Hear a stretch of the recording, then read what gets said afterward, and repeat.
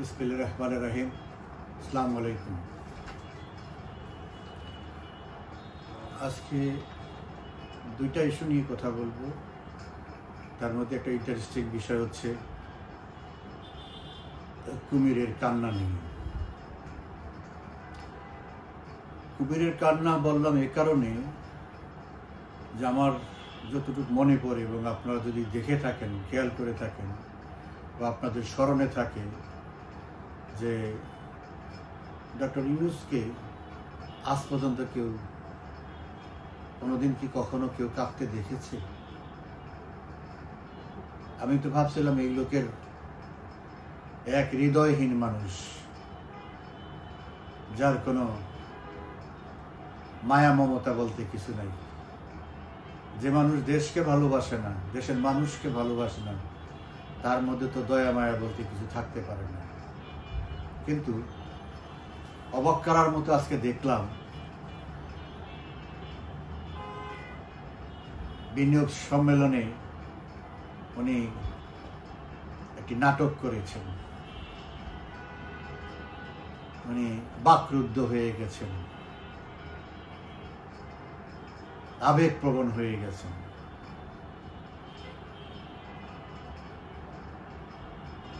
কেন? এই জন্য আমার কাছে এই জন্য মনে হয়েছে যে কুমিরের কান্নার মতো। ওনার মানে এই আবেগপ্রবণ হওয়ার পিছনে কারণ হচ্ছে উনি আবেগপ্রবণ হয়ে বলতে বলতে 1974 সালে আমাদের দেশে প্রচন্ড বন্যার জন্যে গার্ডিয়ান, তৎকালীন সময় গার্ডিয়ানের রিপোর্ট অনুযায়ী, ব্রিটিশ সংবাদপত্র গার্ডিয়ানের রিপোর্ট অনুযায়ী দেশের অর্ধেক পানির নিচে ছিল, মাসের পর মাস অর্ধেক। তারপরে যুদ্ধ বিধ্বস্ত দেশ। সেই সময়ে আমাদের হাজার হাজার মানুষ মারা গেছে। তো সেই সময় সেই ঘটনার প্রেক্ষিতে এই প্রথম ওনার মনে পড়লো 74 সালে আমাদের এখানে একটা দুর্ভিক্ষ হয়েছিল। সেই দুর্ভিক্ষের কারণে অনেক লোক মারা গিয়েছে। সেই দুঃখে এখন উনি দুঃখিত, ব্যথিত, ওনার আবেগ ধরে রাখতে পারিনি। ভালো, কিন্তু এই কথা বলতে গিয়ে উনি একটা কবিরা গুনাহ করেছেন। মানে যেই গুনার কোনো মাপ নাই সেটাকে কবিরা গুনাহ বলে নিশ্চয়ই। সেটা হচ্ছে উনি বলে ফেলছেন কোনো তথ্য উপাত্ত ছাড়া, কোনো রেফারেন্স ছাড়া, যে অমুক পত্রিকায় বা অমুক জাতিসংঘের অমুক জায়গায় লেখা আছে বাংলাদেশে এত লক্ষ লোক মারা গেছে, কত লোক মারা গেছে। কিন্তু উনি বলে ফেলছেন 15 লক্ষ লোক মারা গেছে। That means 1.5 million died. এটা ওনার বাক্য। তো ওনার 1.5 মিলিয়ন, 15 লক্ষ মানুষ মারা গেছে, এটা তো আমি প্রথম শুনলাম। ওনার সূত্র কি? তৎকালীন সময়ে অনেক মানুষ মারা গেছে, সরকারের হিসাবেই 27,000।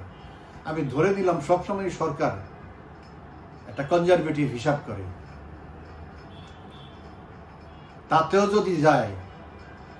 কিন্তু তৎকালীন সময়ে যে পত্রিকাগুলো আছে, ইত্তেফাক, সংবাদ, দৈনিক বাংলা, দৈনিক আজাদ, পূর্বকর, এই যে পত্রিকাগুলো আছে, কোনো পত্রিকায় কি লিখছে যে 2 লাখ মানুষ মারা গেছে? হ্যাঁ, কোনো কোনো পত্রিকা লিখছে যে লাখখানিক মারা যেতে পারে, লাখের কাছাকাছি লোক মারা যেতে পারে, এই ধরনের নিউজ।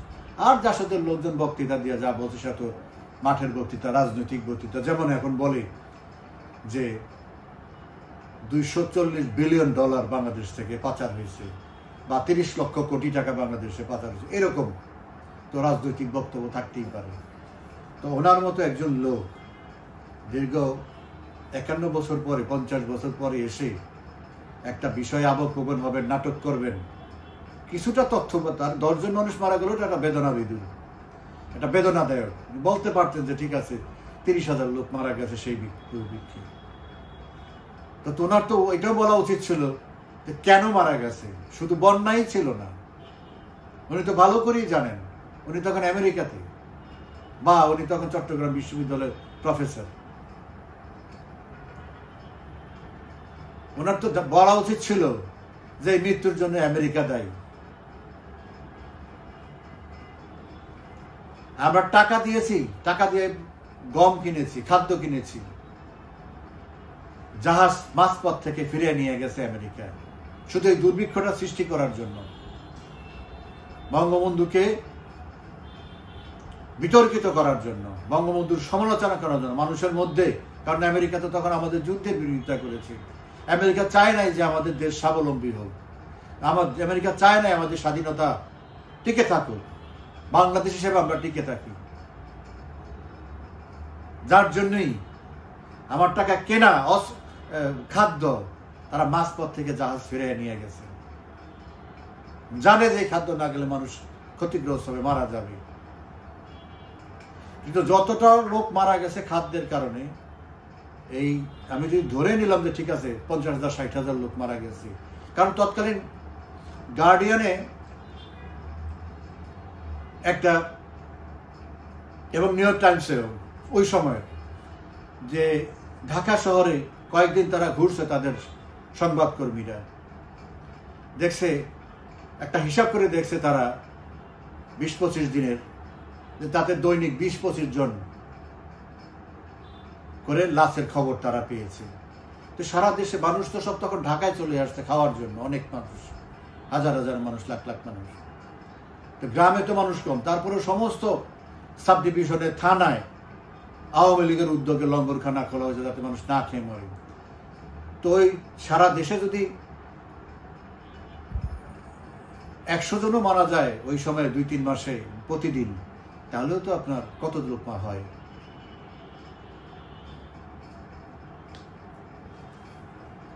তো ওই পত্রিকাগুলো তখন বলছে যে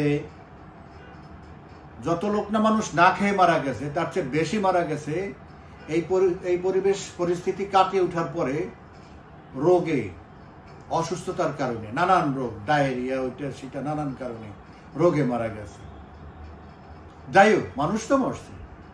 বঙ্গবন্ধু তো এই জন্য নিজের চুলও নিজে ছিঁড়ছে,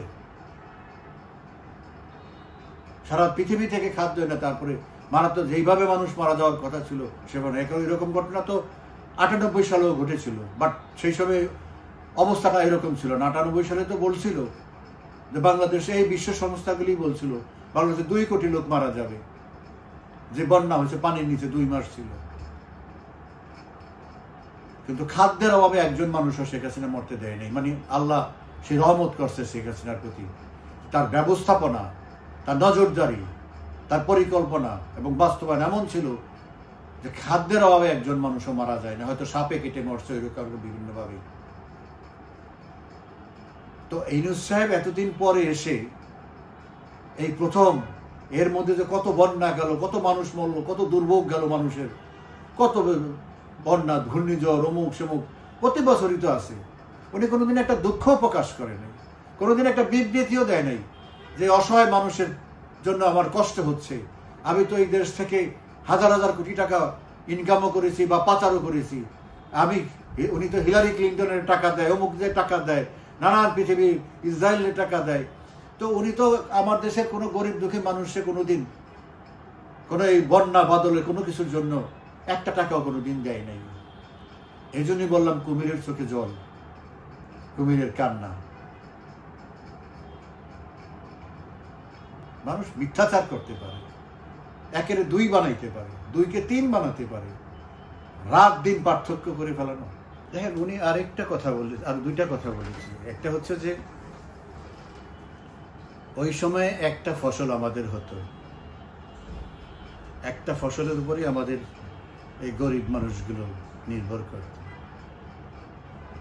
কিন্তু শেখ হাসিনা 96 সালে 21 বছর পরে ক্ষমতায় এসে, বা 21 বছর পরেই ক্ষমতা এসে প্রথম 5 বছরেই উনি বাংলাদেশকে খাদ্যে স্বয়ংসম্পূর্ণ করে ফেলছেন। আমাদের আর খাদ্যে ঘাটতি ছিল না।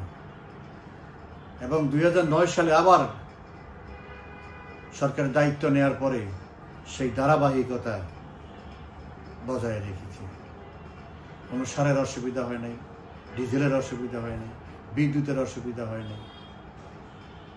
কৃষক তার ধানের সঠিক মূল্য পেয়েছে, সঠিক সময় তার বীজ, সার, ডিজেল যা যা দরকার ছিল সরকার সেই ব্যবস্থা করেছে। কিন্তু তার আগের সরকার, বিএনপি জামাতের সরকার, সারের জন্য মানুষকে হত্যা করছে, 17 জন মানুষকে হত্যা করছে সার চাওয়ার জন্য, পিছিয়ে নিয়ে গেছে।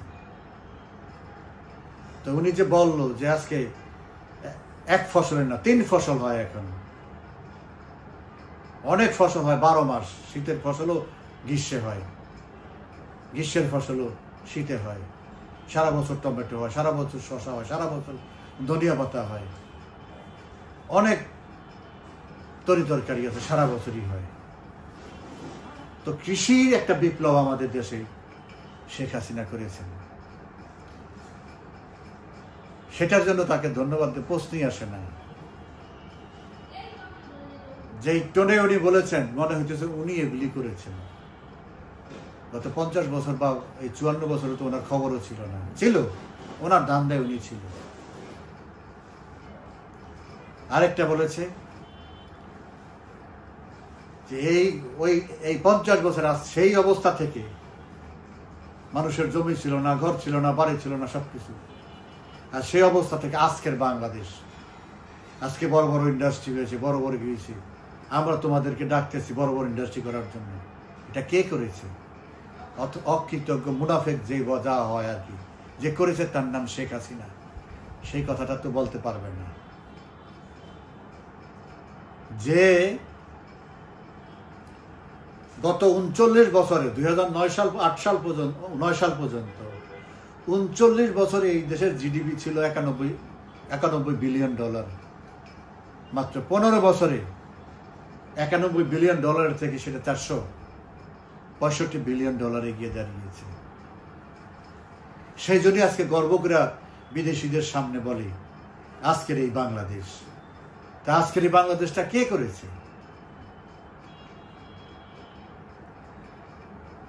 19,000 কোটি টাকার বার্ষিক উন্নয়ন বাজেটকে, দেশের রাস্তাঘাট, টোল ব্রিজ, বিভিন্ন জিনিস হবে, অবকাঠামো হবে, এটার জন্য 19,000 কোটি টাকা ছিল বিএনপি 2001 থেকে 6 সাল পর্যন্ত।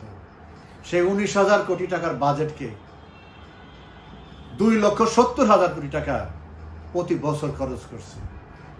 এটা ছিল 24, 23, 22, 21 এইভাবে আস্তে আস্তে আস্তে করে কমছে। সর্বশেষে 2,70,000 টাকা এই দেশের ডেভেলপমেন্টে খরচ করা হয়েছে বাজেট থেকে। এই দেশটা এমনি এমনি হয় না এইভাবে। 1,30,00,000 লোক বিদেশে গেছে গত 15 বছরে।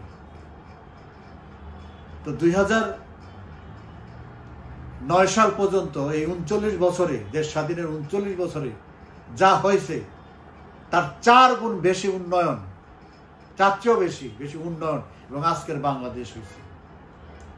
তো ওনারা আজকে তৈরি জিনিসের উপরে আইসা দখল করছে।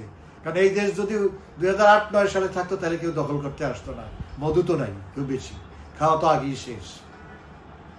এত বেশি মধু জমা হয়ে গেছে যে মানুষ মেরে হইলেও এই দেশের গদি দখল করতে হবে, শেষ চাটা চাটতে হবে।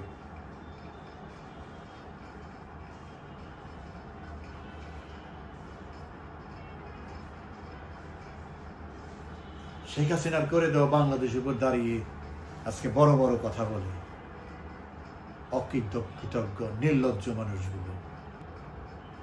এরকম মিথ্যা কথা বলে দেখেই তো সকালে এক কথা, বিকালে এক কথা, তিলকে তাল, শূন্যকে, ওনার তো যেমন শূন্য পলিসি নিয়ে চলে, উনি 3-0 রিয়ার, তো 3-0 উনি সেইভাবেই দেশটারে 3-0 করবে।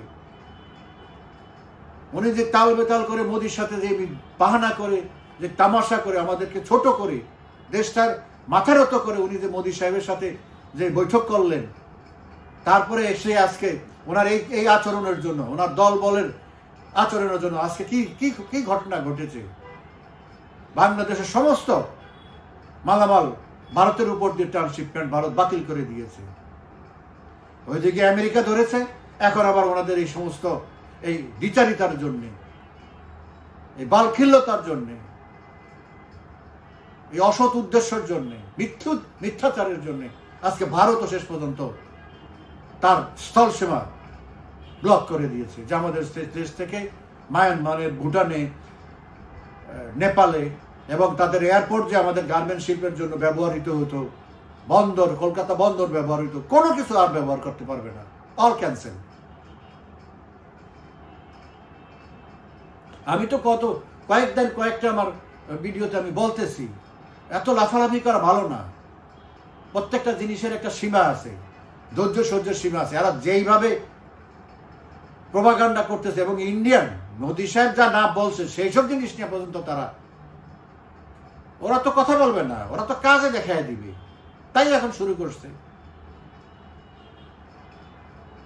এখন এটা নিয়ে যদি আবার বাড়াবাড়ি করে কোনো কিছু বেশি খুশি করতে যায়, এখন করছে স্থল, আস্তে আকাশটা বন্ধ করে দিবে, শেষ 24 ঘন্টার মধ্যে পুরো দেশ কলাপস করবে। আমি আগে থেকে বলে আসছি, আমাদের প্রাণভ্রমরা কি, আমাদের দুর্বল জায়গা কি, এরা সবাই জানে। এত লাফালাফি করা ভালো না, পানিতে থেকে কুমিরের সাথে যুদ্ধ করা ভালো না। ইন্ডিয়ার সাথে আমাদের স্বার্থ উদ্ধার করার একটাই রাস্তা, তার সাথে বন্ধুত্ব করা, ভাতৃপ্রতিম সম্পর্কের মাধ্যমেই তাদের কাছ থেকে আমাদের স্বার্থ উদ্ধার করতে হবে, এর বিকল্প কিছু নেই। চোখে চোখ, পায়ে পাড়া দিয়ে ঝগড়া করা, সিনায় দেখানো, এই সমস্ত ফালতু জিনিস মানুষকে আছে কিছু তৌহিদি জঙ্গি মঙ্গি, এদেরকে দিলে এরা খুব খুশি হয়। বাস্তবতা তো ভিন্ন, এটা তো বলে আসতেছে কয়েকদিন পর্যন্ত। আজকে একটা প্রাইমারি অ্যাকশনে গেল, এবং আমি নিশ্চিত এরা কি বলতেছে না বলছে তাতে কিছু যাবে, ইম্যাটেরিয়াল। নরেন্দ্র মোদী যে বিষয়গুলোর উপরে এমফাসাইজ দিয়েছে, গুরুত্ব দিয়েছে, সেগুলি যদি অচেরেই যদি সেগুলির মধ্যে কোনো তৎপরতা না হয়, সেগুলি বাস্তবায়নের পথে না যায়, বড় ধরনের সমস্যা আসতেছে। আমেরিকা থেকে 2 জন কর্মকর্তা আসতেছে, ওনাদের কাছে চা খাওয়ার জন্য আসতেছে না, ওনারা মিশন নিয়ে আসতেছে। ইন্ডিয়া যা করবে, যা বলবে, ওরা তাই বলবে।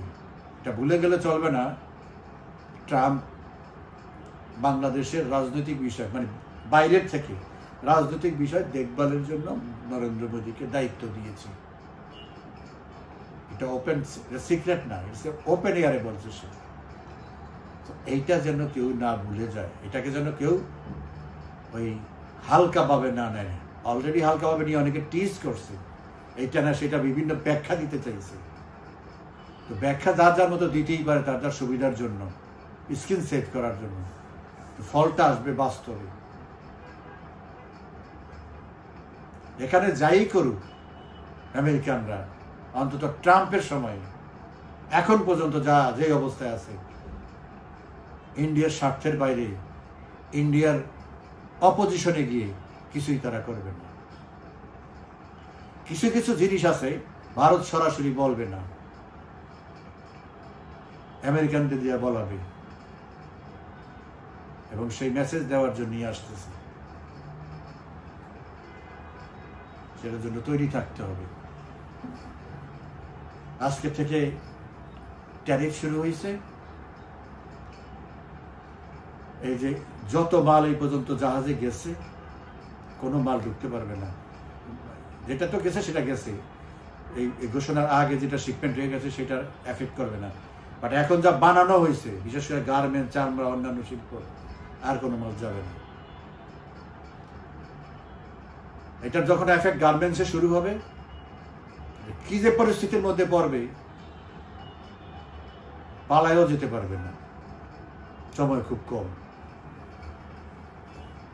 যাই হোক, আমরা আজকে নতুন নাটক দেখলাম। বিদেশিকে সামনে রেখে তার দেশপ্রেম দেখাইলো, ভুয়া একটা সম্মেলন করে।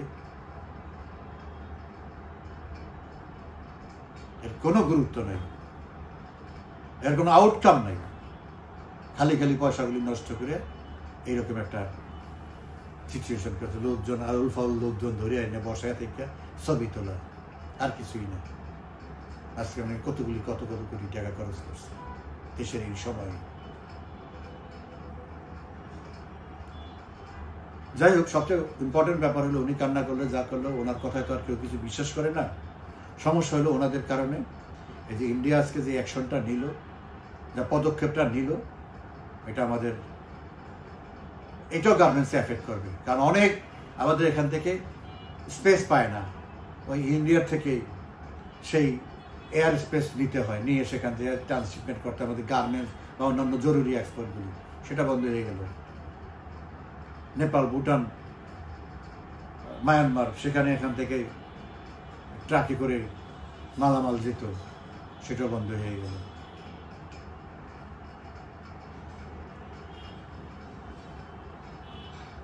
যাই হোক, সর্বশেষ কথা হচ্ছে, ওনাকে যা বলার নরেন্দ্র মোদী বলে দিয়েছে। উনি যদি বুঝতে পারে ভালো, না বুঝতে পারলে ওনার তো কিছু হবে না, আমাদের আরো অনেক ভোগান্তিতে পড়তে হবে। সে আল্লাহর কাছেই বলা যে আল্লাহ আর কত ভোগান্তি দিবে, এই আযাব থেকে কত তাড়াতাড়ি মুক্তি দিবে, একটা মৃত্যু বন্ডর ঘাট থেকে কখন আমাদেরকে রেহাই দিবে। আর করুণ পরিণতিও হতে পারে, এতে কোনো সন্দেহ নেই, করুণ পরিণতি হতে পারে। যাই হোক, ভালো থাকবেন।